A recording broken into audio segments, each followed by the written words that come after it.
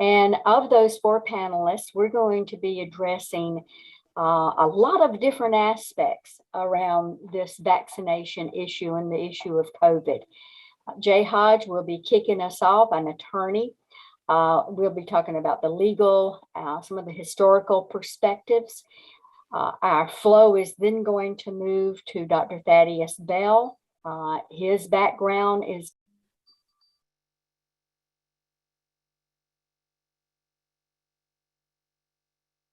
I just got muted. Can y'all hear me now? Yes. Okay. And then there will be Dr. Rick Foster. Rick is going to give us some ethical considerations. I'll be doing a little bit more in-depth introductions as we move along. And then, of course, we'll end up with our friend, Dr. Jane Kelly from the Department of Health, Assistant Epidemiologist. So welcome all of you out there in CareSouth Carolina land. I hope you're having a very good lunch. Many of y'all are together in our waiting rooms. We have closed our office, and this is a very important development for us. And welcome also all of you out there in Facebook land. This is our first endeavor to do a Facebook Live event.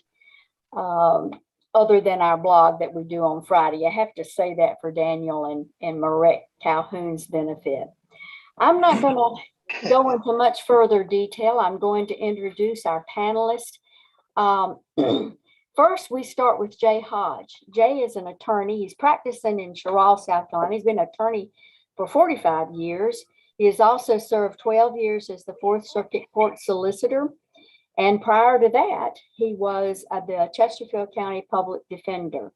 Not his first time at discussing legal issues and so forth. So Jay, we will turn this over to you. Hey, thank you, Ann. I'm glad to be here. Appreciate the opportunity to speak with everyone. I want to begin though, before I get into the law of the vaccinations and what we call the mandates, by thanking everyone employed by CareSouth. We have been through an extraordinary time for the last 17 months. We've confronted what appeared to be an insurmountable challenge, and we have met that challenge. And we have done so because of the dedication of each one of you. With Ann's leadership, we have emerged stronger than ever. CareSouth has the unique ability to be agile.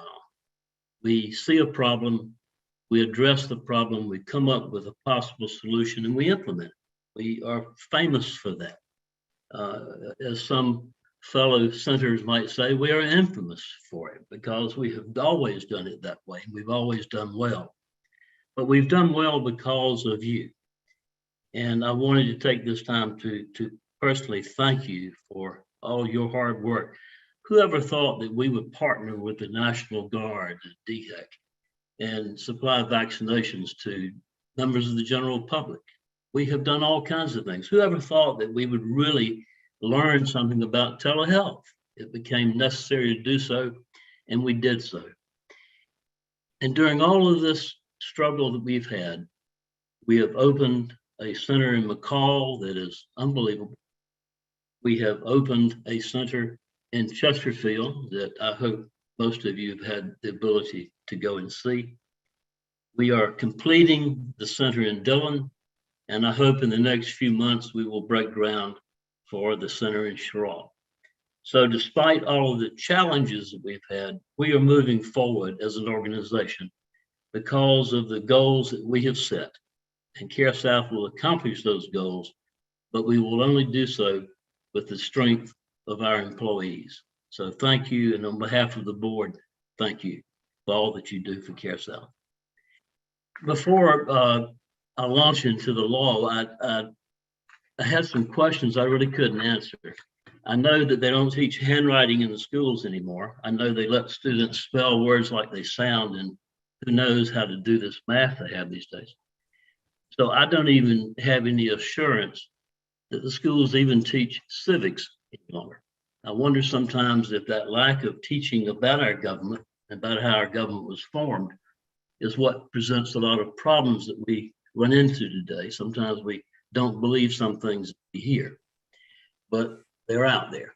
So bear with me just a little bit and let's talk a little history, because history is important.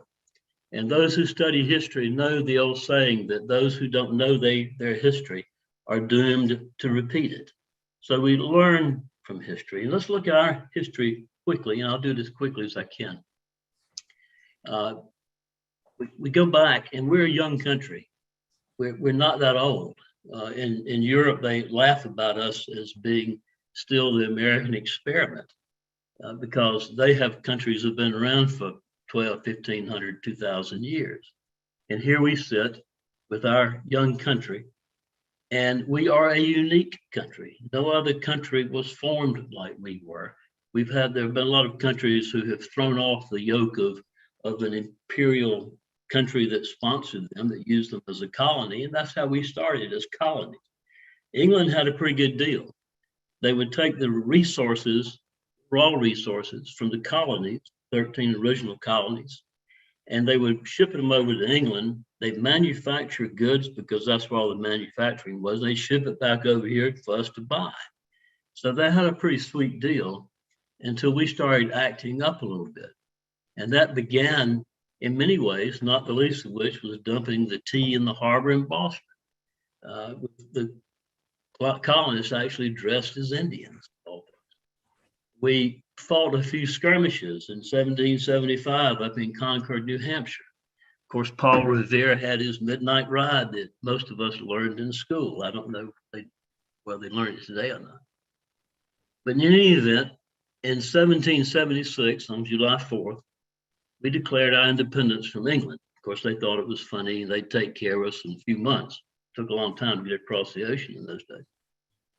But they got over here, and they were met by a group of very dedicated people who wanted their freedom. And that freedom led to some major battles, and it lasted into the 6th year. A lot of people don't realize we fought the Revolutionary War for 6 years. And finally, in 1781, George Washington and 14,000 troops met Cornwallis, the British general, at a place called Yorktown.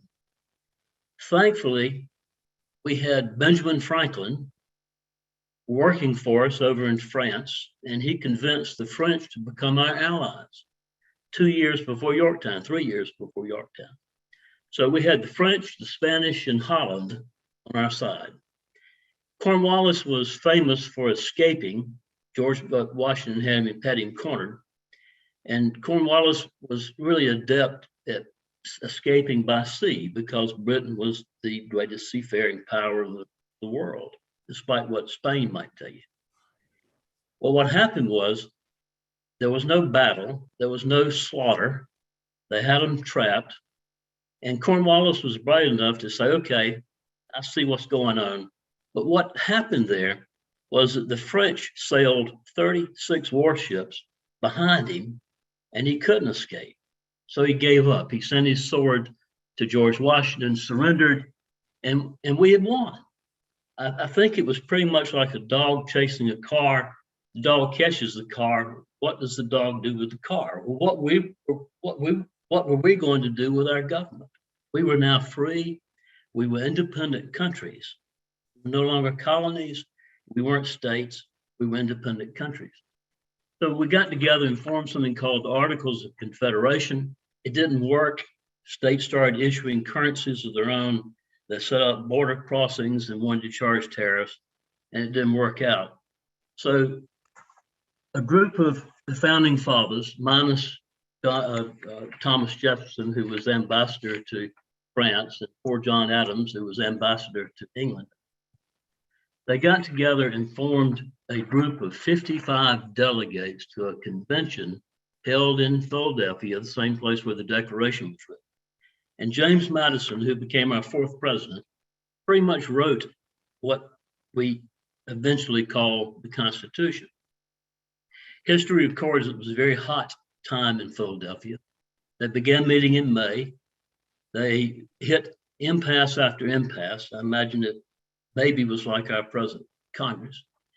And finally, in July, they figured out how to work the thing of how to have a House of Representatives based on population and an upper house or a Senate based on equal representation of the states. So they took the document, they worked it all out.